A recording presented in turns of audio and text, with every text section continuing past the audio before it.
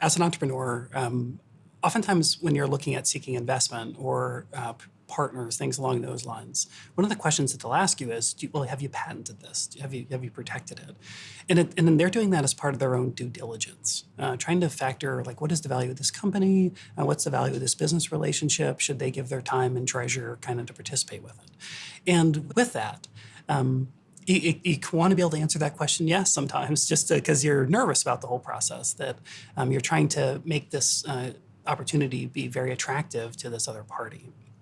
And that's a common misstep for entrepreneurs is to seek a patent for reasons along those lines. Really not about the protectability about what they're doing kind of thing and sort of a calculation on what's the value of that protection worth versus the cost and how broad that might be. But whether or not that is an idea that they could protect long term, could you receive a patent? Probably yes, but it would be too narrow.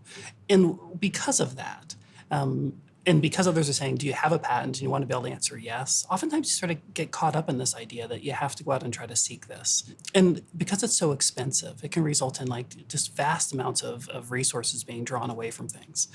Before going to law school, I had founded a software company.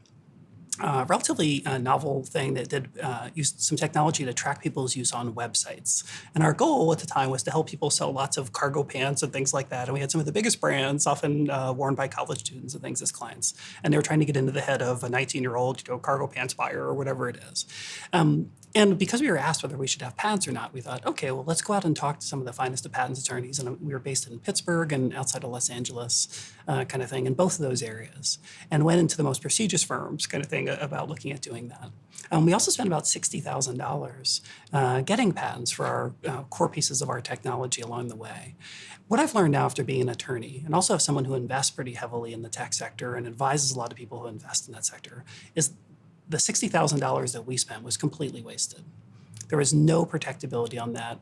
Our technology was actually used by an intelligence agency kind of thing primarily, and we couldn't sue other intelligence agencies in other countries. It was just a really bad idea in seeking that. And I oftentimes have clients who come into my office saying, oh, we just met with a patent attorney who said that we should set up an entity, a corporate entity, to hold patents that we're about to apply for, and Eric Davis is the best, you should go and use him for doing that. Oftentimes I question them a little bit about like, what are you actually seeking to protect? And it's so rarely the case that they should in fact do that from a business perspective.